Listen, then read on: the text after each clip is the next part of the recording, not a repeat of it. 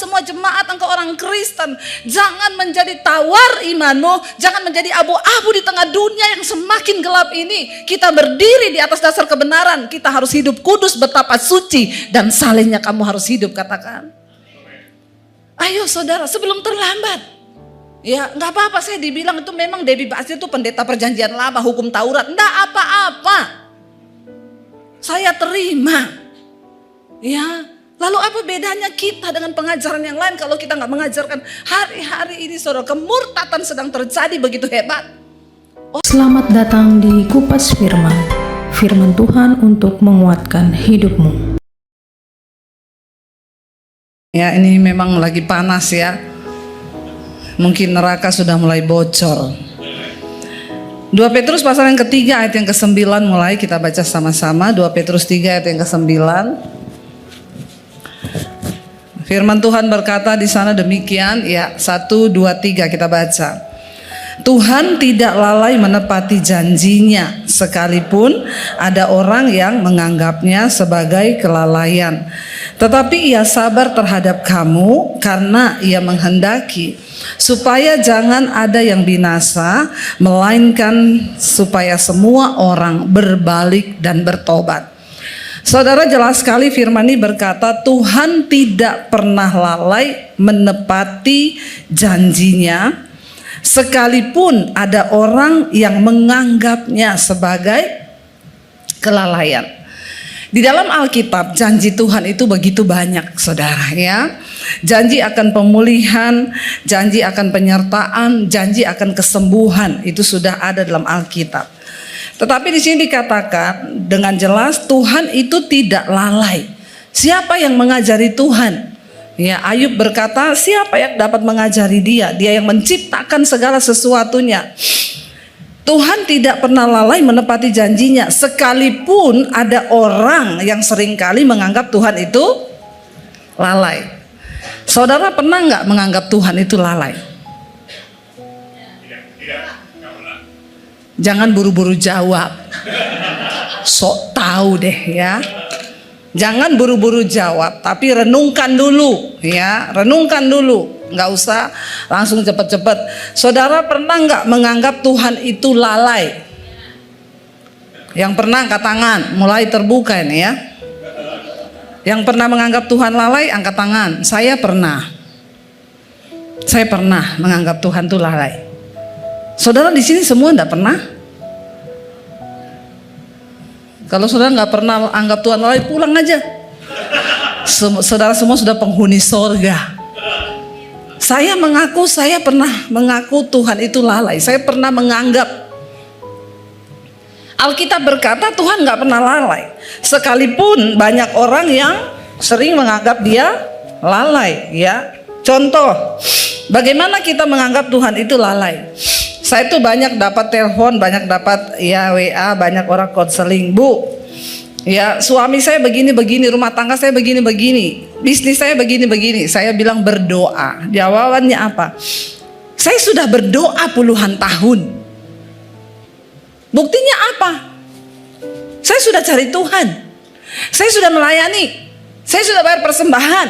Saya sudah perpuluhan. Kalau kita menyatakan semua kebenaran kita, halo, berarti itu kita anggap siapa yang lalai? Jawab. Amin. Ya, pernah nggak kita menganggap Tuhan lalai? Sering.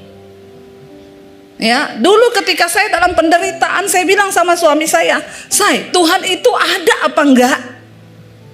Itu lebih parah lagi. Kalau Tuhan itu ada, kenapa kita begini sampai sekarang? Kayaknya kebenaran itu nggak pernah muncul. Kita menderita terus, kita coba hidup benar tapi kita menderita. Itu saudara nggak nganggap Tuhan lalai dengan begitu? Kita seringkali menganggap Tuhan itu lalai. Aku sudah berdoa loh, aku sudah begini, aku sudah begini, aku sudah begini. Tapi apa hidupku? Walaupun itu saudara tidak terbersit ngomong dari mulutmu, hanya terbersit di dalam hatimu. Pernah saudara terbersit begitu? Jawab jujur. Sering. Nggak usah ngomong pernah, jawab aja sering. Iya enggak? Ya, saya tuh heran Bu, anak saya ya Sekarang dia memberontak, dia pacaran dengan orang yang tidak seiman. Saya tegur, dia marah. Padahal Bu, kurang apa saya Bu? Ya, saya tuh sudah berdoa buat dia, saya kasih firman, saya tiap hari menyerahkan dia ke dalam tangan Tuhan. Tapi kenyataannya, berapa banyak kali saudara kita tuh merasa bahwa memang seringkali tidak terlontar dari mulut kita, tapi dari sikap kita. Kenapa ada orang menganggap Tuhan lalai? Karena yang terjadi dalam hidup kita tidak sesuai dengan ekspektasi kita. Ya Pak ya. Orang itu menganggap Tuhan lalai karena dia berpikir, ya yang saya pikirin itu nggak gitu. Ya saya banyak menerima hari-hari ini Bu. Saya itu dengar khotbahnya Ibu ya, saya berusaha berubah Bu. Saya berbisnis nggak pakai cara-cara lama, saya ikuti firman Tuhan loh Bu. Tapi kenyataannya Bu, saya menghadapi masalah ini. Kalau saya pakai cara lama saya yang tidak sesuai firman, itu cepat selesainya Bu. Tapi karena saya mau nurut sama firman, makanya nggak selesai-selesai. Ya, kalau ada orang berkata begitu, berarti dia berpikir apa? Ya Tuhan itu berarti janjinya nggak benar. Kenapa itu bisa terjadi? Karena kita semua punya ekspektasi, kita itu semua punya keinginan. Dan kalau keinginan itu tidak terjadi sesuai yang kita mau, maka kita menganggap bahwa Tuhan itu lalai. Tuhan lalai. Saudara, percayalah di hidup kita ini tidak semua akan terjadi sesuai dengan maunya kita. Kalau saudara mau yang terjadi sesuai dengan maumu, ya sudah, kau saja jadi Tuhan. Iya Pak ya. Ya, di Sulawesi sana ada anak namanya Ungke saudara. Dia itu kerjaannya petik coklat, dia jemur coklat hasil tanah cengkeh. Waktu dia jemur panas, dia keluarin semuanya. Begitu udah keluar hujan, dia masukin lagi. Lalu panas lagi, dia berdoa, Tuhan kasih panas, Ungke mau jemur cengkeh. Begitu panas dia keluarin lagi, 5 menit mendung lagi hujan, dia tarik lagi masuk. 3 kali dia berdoa, Tuhan kasih panas, Ungke mau jemur cengkeh ini. Lalu ketiga kali panas lagi dia keluarin, habis itu mendung lagi. Terakhir dia keluar di luar, dia lihat ke langit, dia bilang, kalau engkau tidak bisa atur tuh cuaca, engkau turun, Ungke naik ke atas, Ungke yang atur tuh cuaca. Karena dia pikir ya dia apa yang dia mau tuh nggak sesuai dengan yang dia harapkan yang terjadi dalam hidupnya. Kita semua manusia berharap ya semuanya baik. Pekerjaan kita baik, anak-anak kita baik, keluarga kita baik. Tapi kan hidup ini kita nggak bisa pegang kendali kan. Yang kita mau belum tentu itu yang Tuhan mau. Amin.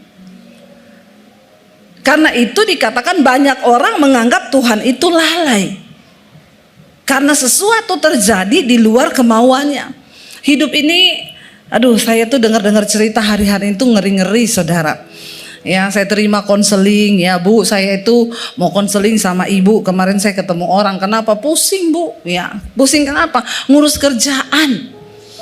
Orang yang sama ini saya temuin berapa tahun lalu dalam keadaan yang sama. Waktu itu saya tanya, kenapa kamu pusing? Saya tuh beli mesin Bu, mesin saya enggak jalan. Saya pusing Bu, orderan saya banyak, tapi mesin enggak jalan, enggak ada hasil, usaha saya enggak jalan, enggak ada pemasukan, pusing. Kita berdoa. Kamu berdoa rumah tangga dipulihkan, semuanya jalan bagus ya, Tuhan pasti memberkati. Yang penting hidup damai bersama, jangan berantem terus. Karena waktu itu mereka berantem terus sampai mau cerai. Akhirnya berdamai saudara. Ayo berdoa, sertakan Tuhan. Berdoa sertakan Tuhan. Karena beli mesin itu dari luar negeri harganya miliar. Ketemu teknisi, kalau teknisinya jahat, dikerjain terus, minta duit terus, nggak selesai-selesai. Berdoa yuk, libatkan Tuhan. Berdoa libatkan Tuhan. Dia hidup rukun bersama, berdoa bersama. Akhirnya Tuhan kasih teknisi bagus, mesinnya jalan. Orderan kebanjiran. Sampai nggak cukup mesin itu memproduksi semua pesanan. Kemarin saya ketemu, pusing Bu. Kenapa pusing? Kebanyakan orderan. Saya bilang gini, kamu ingat nggak kemarin kamu ketemu saya berapa bulan lalu, berapa tahun lalu? Saya ketemu kamu modelnya kamu sama loh. Saya tanya kenapa pusing Bu? Kenapa? Nggak ada orderan, mesin rusak. Sekarang saya ketemu kamu sama juga. Kenapa? Pusing Bu. Kenapa? Kebanyakan orderan, pusing, mumet, nggak bisa ditinggal, kerjaan banyak. Terus saya bilang terus Maumu tuh apa? Kamu mau hidup yang seperti apa? Kamu gak ada orderan pusing, dikasih orderan banyak juga. Terus maumu tuh apa? Kalau saya jadi malaikat, saya mau tanya, kamu tuh maunya apa? Lo bener gak saudara? Gak ada kerjaan pusing, gak ada orderan pusing, dikasih banyak orderan sampai gak mampu juga tetap. Jadi saudara pilih yang mana? Sama-sama pusing orang itu kan. Dari sini saya tuh semakin belajar saudara, ternyata manusia itu, memang manusia itu keinginannya tuh gak pernah puas. Dan sesungguhnya saya selalu berkata, kita ini hidup mau sekaya apapun saudara, yang kita makan ya sehari itu cuma 3 kali tuh kita bisa makan tuh. Ada yang makan sehari 12 kali di sini? Anda bukan manusia. Ya, pasti ada jin di dalam tubuhmu. Kita tuh sekaya apapun makan cuma 3 kali. Saya melihat banyak orang hidup di dunia ini, kasihan saudara. Ya, mereka bekerja siang sampai malam, uangnya aja di rekening puluhan miliar, tapi mereka tuh gak bahagia. Lalu apa sih arti hidup ini? Sampai banyak yang menuduh Tuhan itu lalai. Dikasih berkat pusing, gak dikasih berkat juga pusing. Ya, makanya Alkitab berkata ada orang itu yang aku melihat sebuah kesia-siaan di bawah matahari ini, orang yang diberikan Tuhan harta tapi tidak diberi kuasa untuk menikmatinya. Ini orang yang hidup di bawah kutuk saudara. Mari kita percaya bahwa Tuhan itu ya dia menepati janjinya, tetapi banyak orang menganggapnya sebagai sebuah kelalaian. Tetapi dikatakan ia sabar terhadap kamu. Kalau Tuhan tidak sabar, maka sudah mati kita ini semua, benar nggak? Ya, setiap hari ada aja tuntutannya sama Tuhan. Makanya Bapak Ibu, kita ini datang ke gereja malam ini, kita datang, kita mau cari Tuhan, kita ketemu Tuhan. Karena waktu engkau ketemu Tuhan, masalahmu besar, masalahmu kecil, engkau ketemu Tuhan, itu jawaban. Amin. Kita datang ke tempat ini saudara bukan hanya mau senang-senang, nyanyi-nyanyi, lompat-lompat. Kalau cuma kayak gitu di diskotik juga bisa. Ya, makanya para pelayan Tuhan benar-benar dituntut hidupmu itu bisa membawa hadirat Tuhan. Baik pemusik, WL singers, bukan cuma nyanyi. Kalau nyanyi itu di atas lebih bagus nyanyinya. Tapi kita harus berjumpa dengan Tuhan. Kita harus ketemu dengan hadirat Tuhan. Karena hadirat Tuhan itu yang membawa damai sejahtera, ketenangan di hidup kita. Bahkan kalau kita lihat ayat ini, sebenarnya juga Tuhan sedang berbicara. Ya, firman ini sedang berbicara tentang kedatangan Tuhan saudara. Ya, tentang hari Tuhan. Kalau saudara baca satu perikop ini tentang hari Tuhan. Banyak orang menganggap bahwa mereka berkata begini, nggak usahlah bicara-bicara kiamat. Buktinya dari zaman dulu sampai zaman sekarang Tuhan gak datang-datang. Dikatakan banyak orang menganggap Tuhan itu lalai. Dari dulu dia berkata dia akan datang, tapi sampai hari ini dia belum datang. Dan dia berkata, Alkitab ini berkata Tuhan itu sabar terhadap kita karena dia tidak ingin ada orang yang binasa. Tapi dia masih kasih kesempatan kita ini semua bertobat, supaya waktu dia datang kita dalam keadaan kudus dan layak, siap. Ya, saya tadi malam dengan suami saudara, kami kebetulan ada satu keperluan sehingga kami harus keluar agak malam. Cari parkiran di dekat nightclub, nggak dapat tempat parkir. Saya bilang sama tukang parkirnya, kok makin malam makin nggak ada parkir di sini? Iya Bu, memang di sini kalau siang sama sore sunyi Bu, tapi kalau malam penuh parkirannya, karena itu ada nightclub. Waktu kita mau cari parkir, ada pemusik gereja yang masuk ke dalam. Nggak tahu, mungkin dia mau main juga di dalam. Jadi hari lain dia main di situ, nanti hari Minggu pelayanan dia main di sini. Ya, dia agak malu ketemu kita saudara. Tapi bukan itu saudara. Saya tuh keliling akhirnya sampai muter tuh parkiran penuh. Ada beberapa nightclub di situ. Sampai saya bilang sama suami saya gini, terdengar musiknya itu dari jalan, dudak. Saya bilang sama suami saya mereka itu ngapain ya di situ ya? Terus suami saya tuh bilang gini, say, orang dunia itu kalau ada duit, ya buat apa coba? Ya dia ke situ untuk menikmati hidup, dia pikir untuk, ya dia punya uang. Di situ sekali masuk aja udah bayar ratusan ribu untuk bisa masuk aja. Karena dia orang dunia, dia nggak ngerti kebenaran. Saya bilang sama suami saya, terus mereka tuh ngapain ya? Di situ saya pura-pura lupa, dulu juga saya begitu. Ya, pura-pura lupa, pura-pura amnesia. Tapi memang benar, ya saya juga baru mengerti, bodoh banget ya. Dulu kita merasa di situ itu ada hiburan, ya kita ducek gitu. Terus udah capek pulang.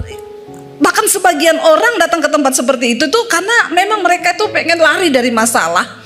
Mereka punya banyak pikiran, sumpek, punya banyak masalah, mereka lari, mereka ke situ tuh goyang-goyang, lihat hal-hal yang menarik, ya cewek-cewek yang seksi di situ.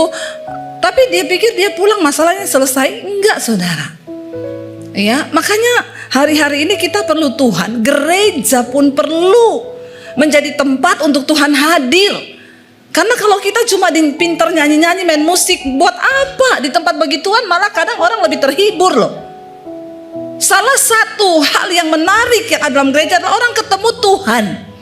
Orang ketemu hadirat Tuhan.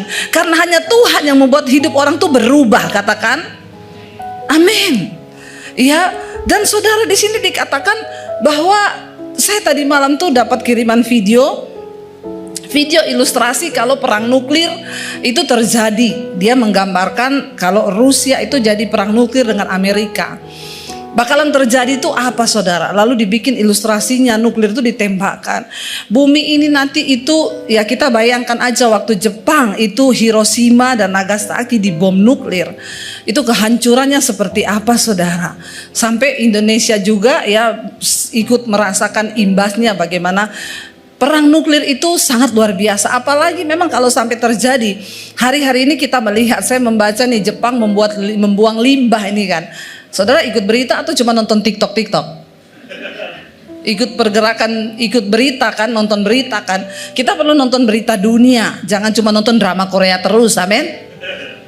Kenapa kita perlu nonton berita dunia? Supaya kita tahu ini apa yang mau terjadi, tanda zaman ini apa. Ya, ini Jepang lagi membuang limbahnya ke laut, limbah nuklir. Lalu saya mulai lihat nih beberapa laut tuh menemukan ikan-ikan pada mati semua. Ya, lalu Korea memberikan ancaman kalau sampai laut kami tercemar, kami tembakkan nuklir nanti. Ini semua apa-apa negara itu sekarang bicaranya nuklir loh. Ya, puji Tuhan Indonesia enggak punya. Kasihan kalau Indonesia bikin nuklir, rakyatnya nggak makan semuanya ya. Ya, nuklirnya Indonesia ini gede loh. Ya, korupsi itu tuh nuklirnya besar itu saudara. Tapi kita bersyukur loh. Ya, cuma saudara, itu kalau perang nuklir benar-benar terjadi, saya lihat ngeri saudara. Nanti bumi ini dingin. Ya, seluruh bumi ini akan mengalami dingin karena ya ledakan yang begitu hebat. Ya, walaupun mataharinya panas tapi akan terasa dingin dan banyak orang yang akan mati karena suhu dingin itu. Belum racunnya itu. Ya, tapi ya saya melihat hal itu ya memang kalau memang sudah mau akhir zaman ya terjadilah. Tapi khotbah-khotbah tentang akhir zaman kayaknya di gereja udah jarang diberitakan ya. Orang cuma disibukkan dengan masalah, kamu tuh harus kuat, kamu tuh harus gini. Hello, kita ini sedang ada di akhir zaman. Ya, mari kita pinggirin dulu masalah kita.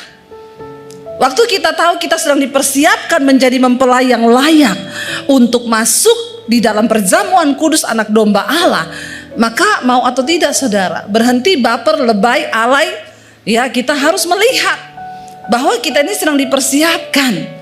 Bukan orang sembarangan yang akan masuk surga. Hari demi hari kita ini harus hidup bertanya, Tuhan, apa yang sudah aku lakukan bagi kehendak-Mu? Apa Tuhan? Kita baca saudara ayat yang ke-10 karena itu dikatakan di sana. Jadi Tuhan itu belum menepati janjinya sampai hari ini tentang kedatangannya karena Dia ingin memberi kesempatan manusia itu berbalik dan bertobat. Tinggalkan dosa, datang kepada Tuhan. Ayat 10 berkata, baca bersama. Tetapi hari Tuhan akan tiba seperti pencuri. Pada hari itu langit akan lenyap dengan gemuruh yang dahsyat dan unsur-unsur dunia akan hangus dalam nyala api, dan bumi dan segala yang ada di atasnya akan hilang lenyap. Rumahmu hilang? Hilang. Mobil hilang? Hilang. Semuanya akan hilang lenyap. Perhatikan dikatakan, tetapi hari Tuhan akan tiba seperti pencuri. Kemarin di Palu terjadi gempa 6,3 skala Richter. Palu yang pernah mengalami tsunami hebat, likuifasi, itu tanah terbelah saudara, dan benar-benar itu ya waktu kita datang ke sana, keluarga saya masih di Palu semua. Ada satu perumahan yang benar-benar terkubur hidup-hidup, hilang sampai sekarang itu jadi tanah lapang, nggak ada apa-apa. Padahal dulu itu perumahan padat penduduk. Waktu gempa itu terjadi likuifasi, ada lumpur yang keluar dan semua rumah itu jatuh ke dalam dan terkubur hidup-hidup. Itu terjadi loh, itu terjadi. Kemarin ketika gempa lagi menggoncang di tempat yang sama titiknya, semua orang berlari keluar ketakutan. Tapi kayaknya memang Tuhan perlu bikin begitu karena sekarang mulai lupa lagi. Mulai lupa lagi, yang selingkuh mulai selingkuh lagi. Sekarang homo banyak lagi, yang homo-homo. Yang lesbi banyak, yang pelakor mulai banyak lagi. Ya, gereja tidak sungguh-sungguh berdiri, gereja nggak sungguh-sungguh berdoa. Ya, gereja itu hanya jadi nggak tahu apa sekarang. Ya perlu, Tuhan itu bikin begitu perlu untuk ingetin lagi. Ya, adik saya telepon, gimana aman? Ya gimana aman ya, kita lari keluar dari rumah, itu loteng bunyinya krok krok krok krok krok krok. Dan yang mereka ingat langsung, waduh peristiwa itu. Mayat bergelimpangan, orang hilang saudara karena ditelan bumi. Alkitab bilang tuh belum ada apa-apanya. Ya, belum ada apa-apanya. Hari Tuhan akan datang seperti pencuri, ya. Kalau seperti pencuri dikatakan itu berarti nggak ada satu orang pun yang tahu. Nggak ada pencuri datang ngomong-ngomong, nanti malam saya mau datang ke rumahmu ya, mau ngapa? Mau nyuri. Nggak ada. Namanya pencuri itu datang diem. Ya tiba-tiba dia datang, nggak ada yang kasih tahu dia datang. Pada hari itu langit akan lenyap dalam gemuruh yang dahsyat dan unsur-unsur dunia akan hangus dalam nyala api. Ini yang tulis Alkitab loh, bukan saya. Saudara, kalau dikatakan bahwa pada hari itu langit akan lenyap, gemuruh yang dahsyat, unsur dunia akan hangus dalam nyala api, kira-kira itu pemandangan yang seperti apa? Wow, itu menakutkan sekali. Menakutkan sekali. Ya, langit lenyap, tiba-tiba gemuruh yang hebat turun dan dunia ini akan hangus dalam nyala api. Ya, dan bumi dan segala yang ada di atasnya akan hilang lenyap. Ya, bayangkan saudara kalau itu terjadi. Saya hanya pengen kita bangun dari tidur. Ingat, kita harus sungguh-sungguh mempersiapkan hidup kita menjelang kedatangan Tuhan. Ayat yang ke-11 dikatakan di sana, baca bersama ayat yang ke-11. Apa respon kita? Ayat 11 berkata 1, 2, 3. Jadi jika segala sesuatu ini akan hancur secara demikian, apa? Betapa suci dan salehnya kamu harus hidup. Respon kita untuk menyambut kedatangan Tuhan akhir zaman di depan mata, ya semua itu akan hancur dengan cara demikian. Betapa suci dan salehnya kamu harus hidup. Mari kita berdoa supaya kita sungguh-sungguh hidup di dalam kekudusan. Tinggalkan dosa saudara. Jangan engkau bermain-main dengan dosa, kenajisan, percabulan, kepahitan, amarah, semua hal yang berbau dosa mari kita buang dan bereskan hidup kita sebelum Tuhan datang kali yang kedua. Karena hari itu akan datang seperti pencuri. Kalau hari ini masih ada waktu, beresin. Saudara punya kepahitan sama siapa? Beresin. Kita berdoa sungguh-sungguh, minta sama Tuhan, lawatan Tuhan turun atas hidup kita. Semua akan hancur dengan cara yang demikian. Betapa suci dan salehnya kamu harus hidup. Jangan lagi bermain-main dengan Tuhan. Sudah cukup saudara bertanya hari ini, Tuhan apa yang sudah aku lakukan untuk kerajaan-Mu? Apakah aku ini hanya hidup sekedar hidup bagi diriku sendiri? Aku mau berlari Tuhan, menggenapi semua apa yang Tuhan mau untuk aku lakukan. Kita semua terpanggil hari-hari ini Bapak Ibu. Mari jangan cuma duduk datang jadi jemaat yang bikin panas kursi gereja, lalu gak ada hidup kita dampak apa-apa. Mari kita buka mata. Saya hari-hari ini digerakkan Tuhan untuk ingetin jemaat. Ingetin tentang kedatangan Tuhan yang sudah mendekat. Karena hari-hari ini khotbah-khotbah tentang kedatangan Tuhan, tentang kekudusan sudah hampir hilang di dalam gereja. Kita sibuk dengan permasalahan, kita sibuk dengan apa yang iblis tipu hari-hari ini. Penderitaan, persoalan, padahal kita lupa ada begitu banyak hal besar yang harus kita lakukan menjelang hari Tuhan yang mendekat. Ayo kita berlomba Bapak Ibu. Ya, setidaknya siapa yang ada di sampingmu hari ini, keluargamu, anakmu, saudaramu, engkau bisa kirim firman lewat WA kepada anak-anakmu. Ya, kasih tahu kebenaran firman. Sampaikan. Hari-hari ini saya banyak melayani orang-orang Kristen, anak-anak yang mereka hancur dalam keluarga, orang tua yang sudah tidak ada harapan. Bu, saya udah angkat tangan dengan anak saya, Bu. Saya nggak bisa apa-apa, saya kerasin dia mau bunuh diri, saya lembutin dia pergi tidur sama pacarnya laki-laki. Saya ini sudah bingung mau ngapain. Ini terjadi saudara. Dan kita lihat nih akhir zaman, iblis menipu begitu banyak manusia. Ya, dan kita ini harus berdiri di atas kebenaran firman Tuhan. Ya, saya tuh melihat orang-orang pergi ke night club, ya saya tuh cuma melihat Tuhan betapa banyak yang akan binasa. Mereka mencari penghiburan itu di luar Tuhan. Tapi mungkin mereka minggu ke gereja saudara, karena saya lihat tampang-tampangnya tampang-tampang orang Kristen. Cuma saya nggak tanya aja. Iya saudara, saya bilang mas suami, kayaknya mereka tuh tampang orang pemain musik gereja aja masuk, mungkin dia main di dalam. Tapi ini terjadi akhir zaman. Ya, jangan tertipu. Jangan engkau gagal fokus di dunia ini. Kembalikan fokusmu kepada Tuhan.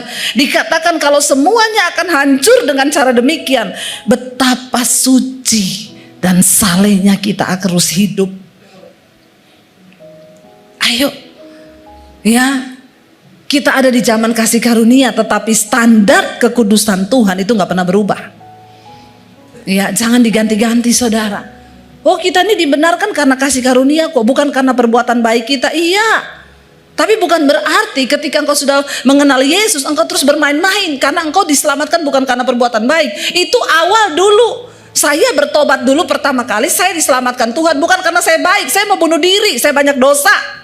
Tuhan selamatkan saya dalam keadaan berlumuran dosa ketika saya mau bunuh diri. Tapi ketika saya sudah diselamatkan, menerima kasih karunia, Tuhan bilang, hormati, hidup takut akan Tuhan, kerjakan keselamatanmu itu dengan takut dan gentar. Karena bukan berarti engkau Kristen engkau bisa masuk surga. Surga itu tempatnya mulia. Surga itu kudus. Surga itu buat orang-orang yang memang berjuang. Jangan terkontaminasi hari-hari ini.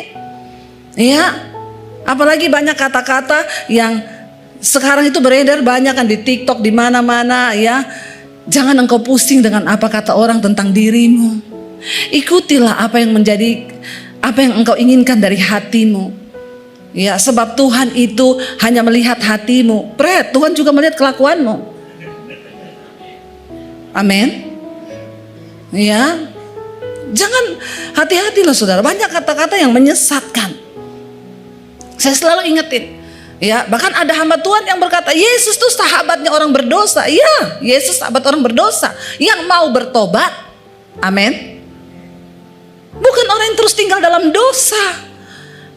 Banyak hal-hal yang sehari-hari ini abu-abu.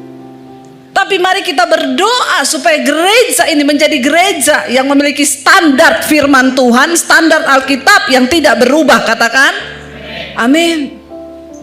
Ya, jangan diganti, jangan dirubah. Karena hari-hari ini saya melihat banyak standar-standar kekristenan yang berubah. Ya, sekarang banyak hamba Tuhan hidupnya juga sembarangan, selingkuh, cerai. Ya, tetapi berkata soalnya Jemaat itu menuntut hamba Tuhan itu ekspektasinya terlalu tinggi. Saya bilang Pret, bukan jemaat yang menuntut. Firman Tuhan punya standar bagi seorang hamba Tuhan. Katakan, bukan cuma buat hamba Tuhan, buat jemaat. Kita ini hidup kudus bukan supaya dinilai orang kita baik. Kenapa saya nggak bersinah? Kenapa saya nggak selingkuh? Bukan supaya jemaat bilang, oh Bu Debbie itu kudus ya. Enggak, saya nggak peduli. Saya peduli apa kata Tuhan. Karena firman Tuhan menyuruh kita kudus. Firman Tuhan menyuruh kita suci. Betapa suci dan salehnya kamu harus hidup. Bukan tuntutan jemaat. Kalau hamba Tuhan berkata, ada orang yang berkata, saya ini jatuh saudara, saya selingkuh. Ya, saya tahu saudara kecewa karena memang tuntutan saudara kepada saya ini terlalu tinggi. Kok lucu ya? Kamu jatuh ya bertobat. Ngomong kamu sudah salah, jangan bilang karena tuntutan jemaat. Kita ini hidup saudara, hati-hati nilai-nilai yang seperti ini. Sehingga banyak kata-kata bijak yang seolah-olah bijak berkata, saudara gak usah terlalu peduli. Jangan engkau hidupi ekspektasi orang terhadap dirimu. Pandangan orang bukan itu yang menentukan. Oke, tapi kita kembali kepada firman Tuhan. Kita hidup berdasarkan standar firman Tuhan, bukan berdasarkan standar orang. Apalagi sebagai hamba Tuhan, kita harus menjadi suratan yang terbuka. Saya mendorong semua jemaat, engkau orang Kristen, jangan menjadi tawar imanmu, jangan menjadi abu-abu di tengah dunia yang semakin gelap ini. Kita berdiri di atas dasar kebenaran. Kita harus hidup kudus, betapa suci dan salehnya kamu harus hidup. Katakan, ayo saudara, sebelum terlambat. Ya, nggak apa-apa saya dibilang itu memang Debbie Basir itu pendeta perjanjian lama, hukum Taurat. Nggak apa-apa, saya terima. Ya, lalu apa bedanya kita dengan pengajaran yang lain kalau kita nggak mengajarkan hari-hari ini saudara, kemurtatan sedang terjadi begitu hebat. Orang nggak menyangkal Yesus, enggak. Ya, tetapi hidup mereka. Ya, jangan kita menjadi, coba kalau kita balik saudara, saya pengen kita lihat. Ya, di ayat yang ketiga, ya di 2 Petrus 3 ini ayat yang ketiga tadi dikatakan di sana di awal, yang terutama harus kamu ketahui. Saya pengen ayat yang kedua dulu kita baca, dari ayat yang kedua, 2 Petrus pasal yang ketiga ayat yang kedua. Supaya, baca bersama, supaya kamu mengingat akan perkataan yang dahulu telah diucapkan oleh nabi-nabi kudus, dan mengingat akan perintah Tuhan dan juru selamat yang telah disampaikan oleh rasul-rasulmu kepadamu. Dan yang terutama harus kamu ketahui ialah bahwa pada hari-hari zaman akhir akan tampil pengejek-pengejek dengan ejekan-ejekannya, yaitu orang-orang yang hidup menuruti hawa nafsunya. Kita kalau ngomong kekudusan diejek saudara. Awas, nabi lewat, orang kudus lewat. Saudara nggak merokok diejek, tapi enggak apa-apa. Apa yang menjadi tanda bahwa mereka itu pengejek-pengejek akhir zaman? Mereka hidup menuruti hawa nafsu. Ya, itu saudara, hidup menuruti hawa nafsu.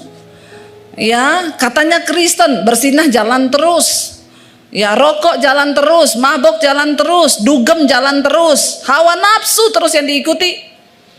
Itu tanda-tandanya pengejek akhir zaman. Mereka mengikuti hawa nafsunya. Ya, dengan ejekan-ejekannya orang-orang yang hidup menuruti hawa nafsu. Kita sebagai anak Tuhan, mari kita berdiri saudara. Ya, sungguh-sungguh dalam kebenaran. Saya cuma mau ngomong ini.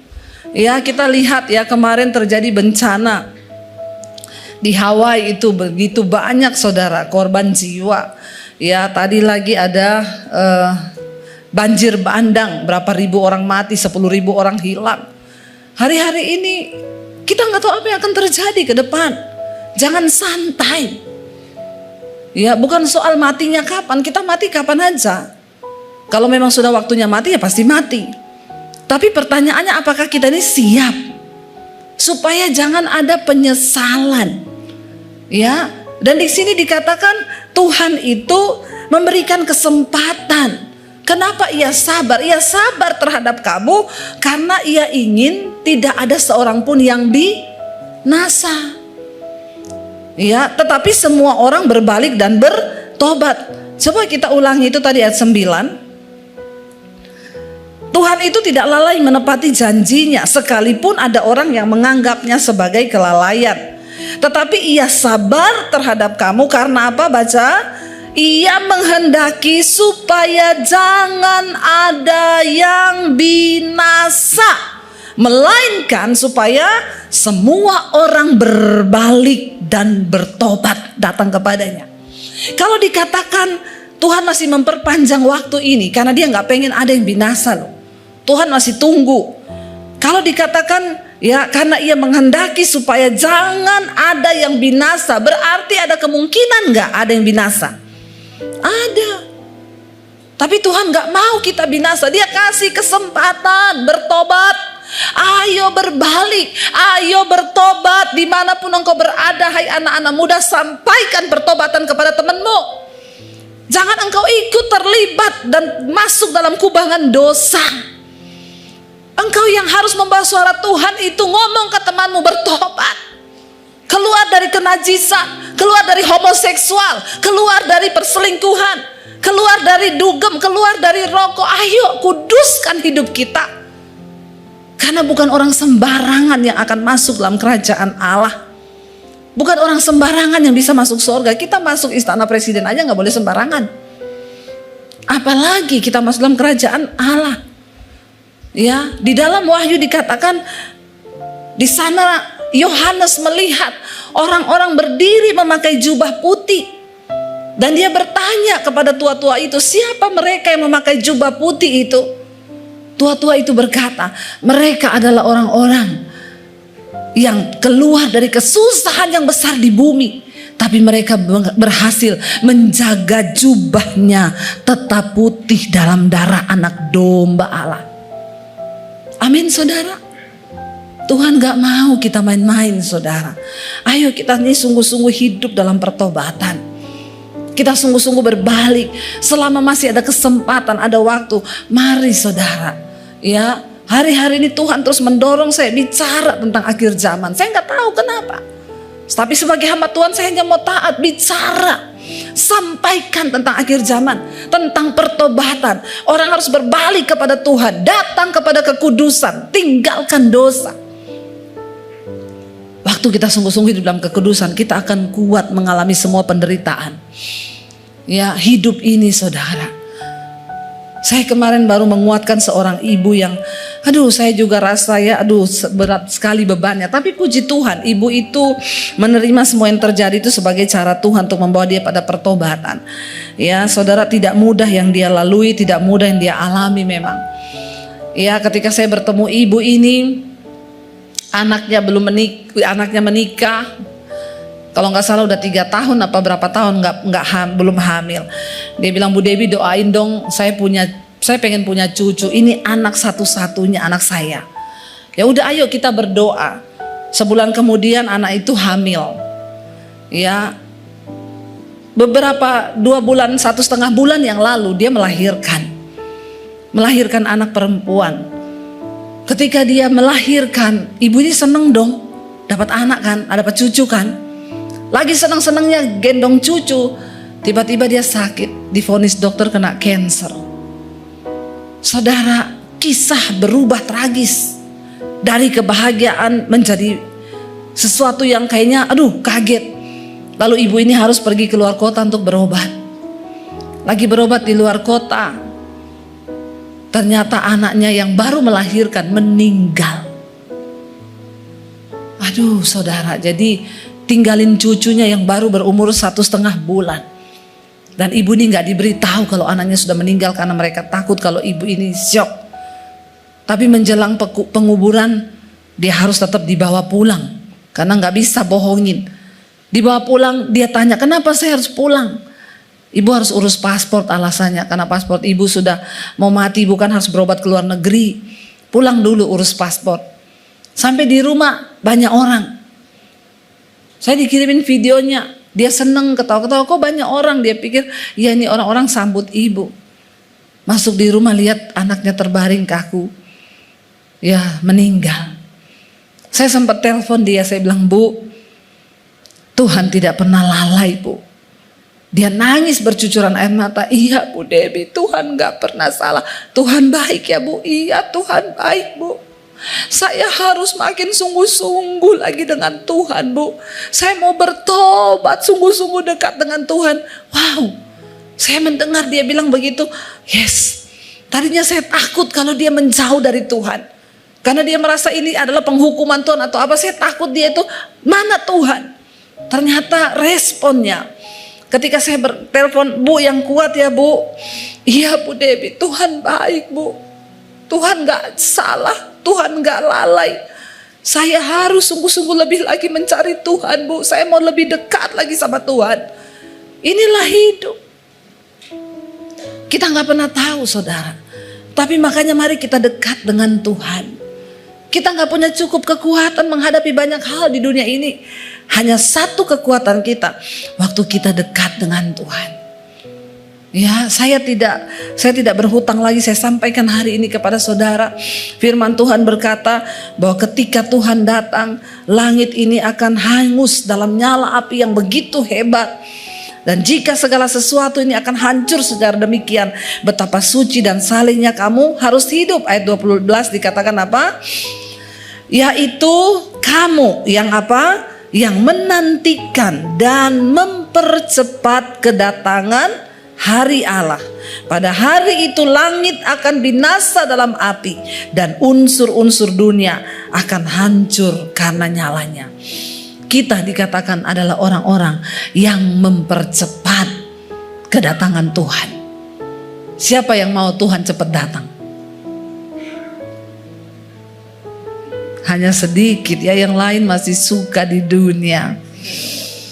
Ya, saudara, kalau Tuhan datang, kita nih pindah loh dalam kerajaan damai. Dunia ini bukan tempat kita. Di sini nih kita cuman transit. Ada orang berangkat mau lama-lama di negeri transit? Nggak ada tuh. Orang itu pergi ke luar negeri kalau transit, dia mau lama-lama nggak di situ? Yo kagak, namanya juga ya hanya terpaksa transit. Nah, Alkitab berkata di dunia ini kita cuma perantau. Kalau namanya perantau itu pasti pengen pulang kampung. Kampung kita di mana?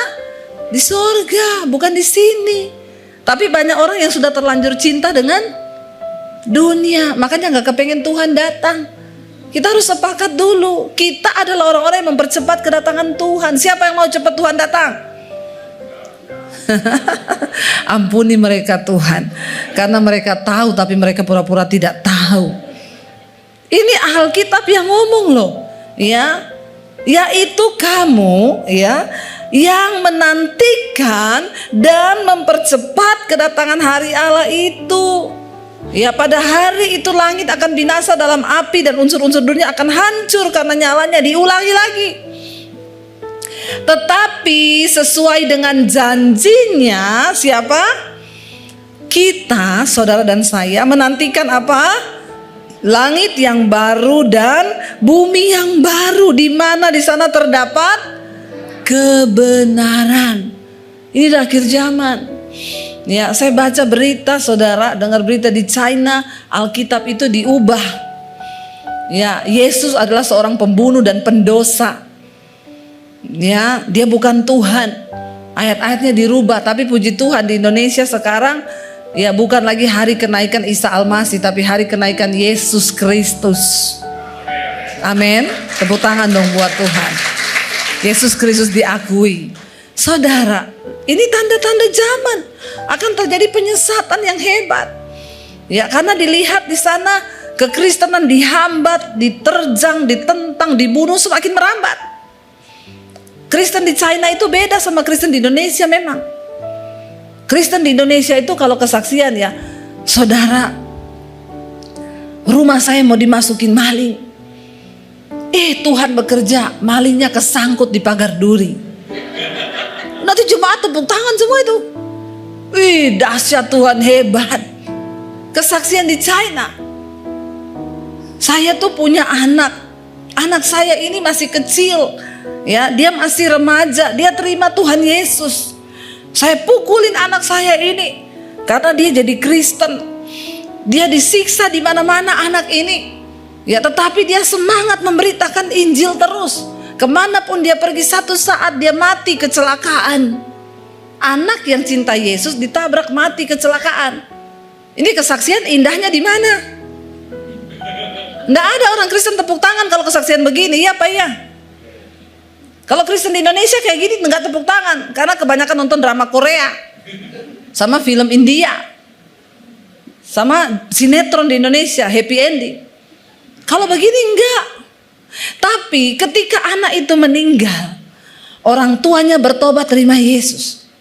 Teman-temannya bertobat terima Yesus melihat imannya. Setiap hari ada yang diselamatkan karena iman dari anak kecil ini, saudara. Saudara, ya Kristen di China itu beda sama Kristen di Indonesia. Kenapa? Karena di sana mereka ditentang, dianiaya, menderita. Mau nyanyi aja, ngomong kata-kata Yesus nggak boleh. Coba berdoa di kereta api, ketahuan Kristen dibunuh. Ya kita di restoran boleh berdoa, nggak ada yang berdoa kalau makan. Iya Pak ya, nggak usah angkat tangan.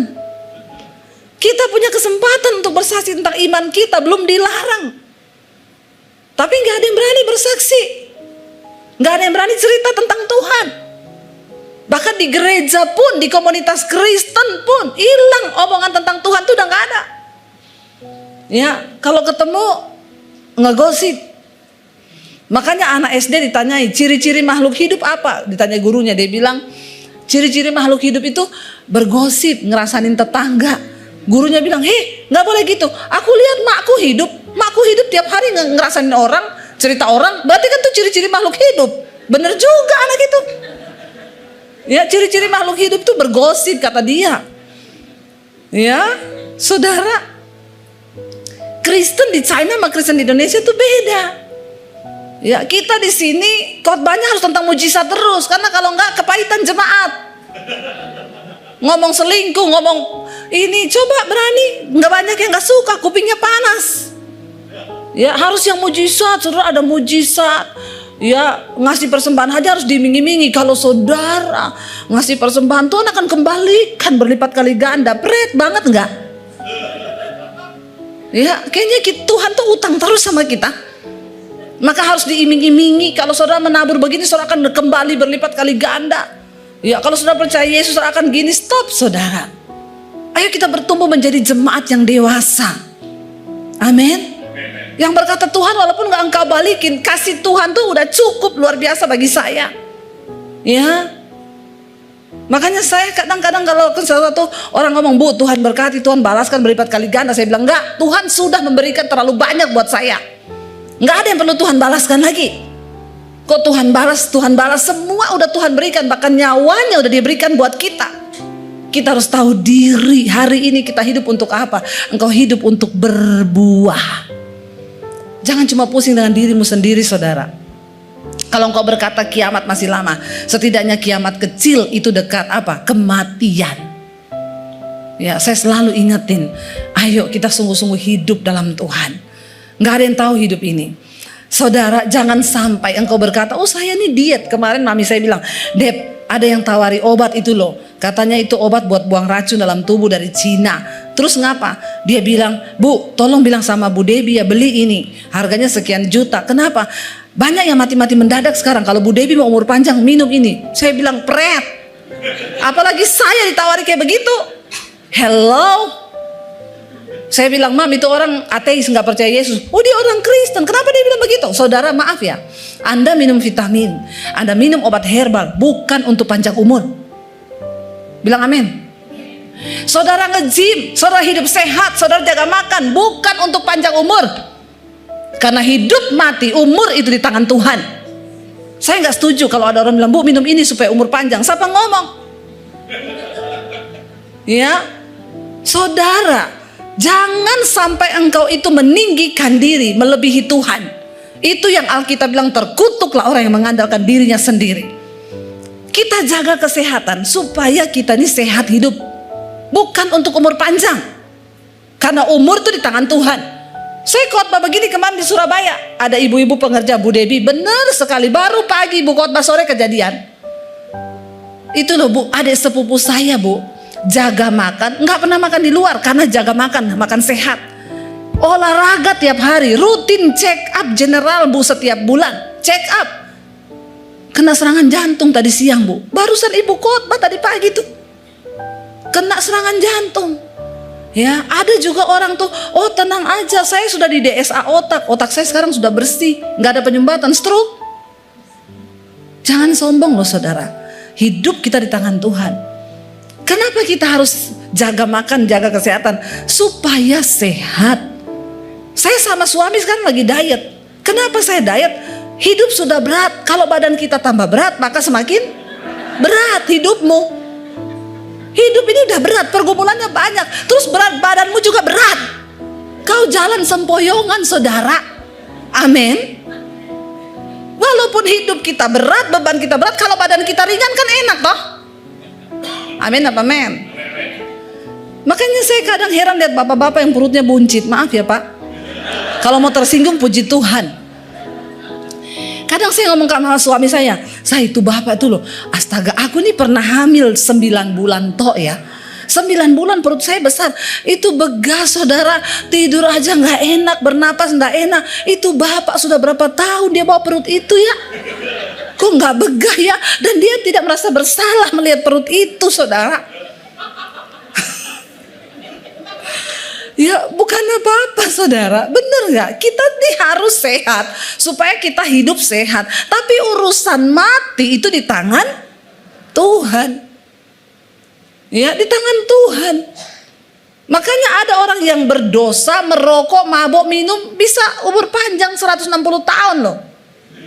Saya baca umur orang terpanjang di dunia.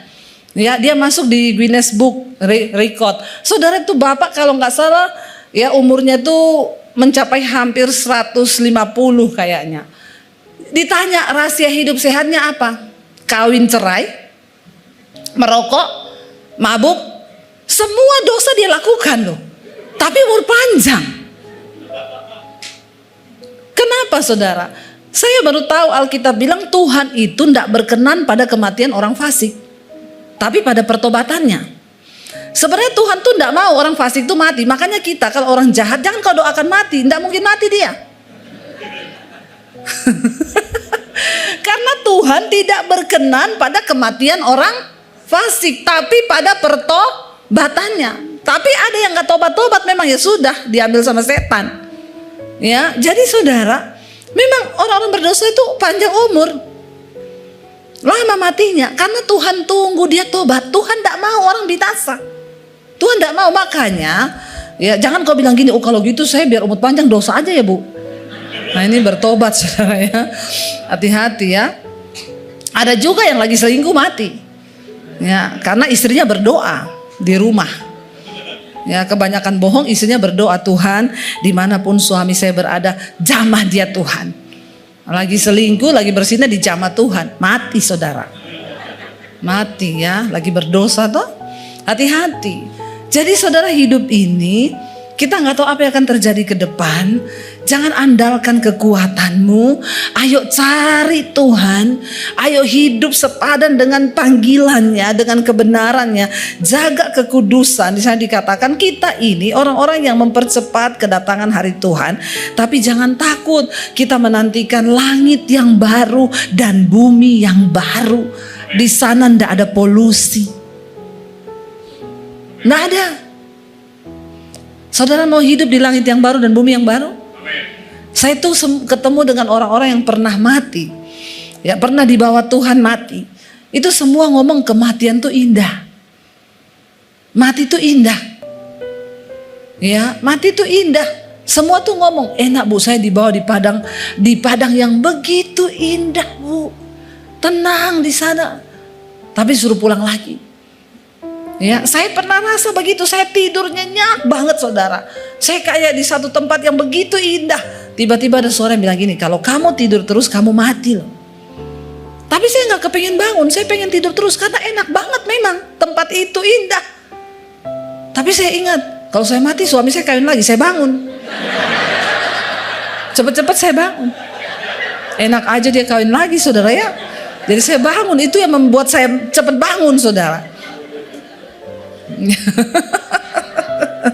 Bukan itu ya. Saya bilang kalau saya mati anak-anak masih kecil, dia kawin lagi, wah anak-anak saya dapat ibu tiri lebih kejam dari ibu kota. Ya, tapi enggak, kalau ibu tirinya bertobat kagak. Ya, saudara, mari kita sungguh-sungguh hidup dalam Tuhan, enggak usah takut. Ya, kapanpun Tuhan mau panggil kita, ini orang yang mau percepat kedatangan Tuhan.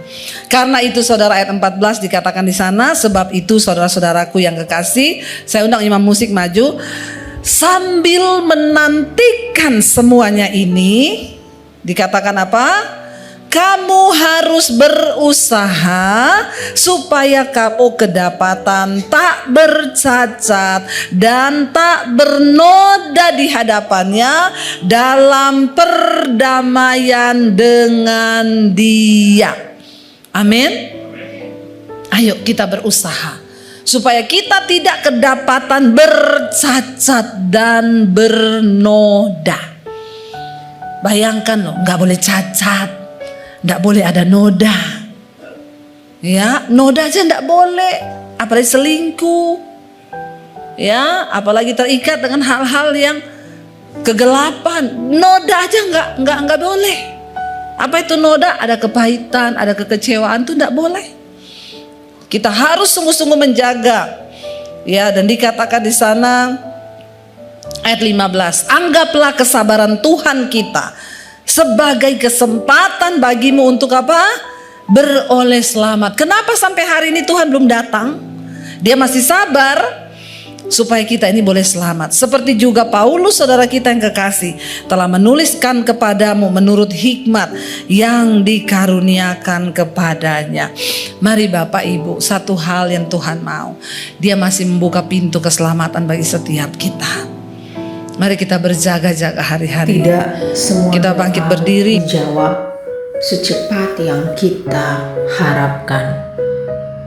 Ada masa kita sudah berdoa, tapi keadaan tetap sama. Kita merasa Tuhan diam, seolah tidak peduli. Tapi kebenarannya, Tuhan tidak pernah terlambat menolongmu.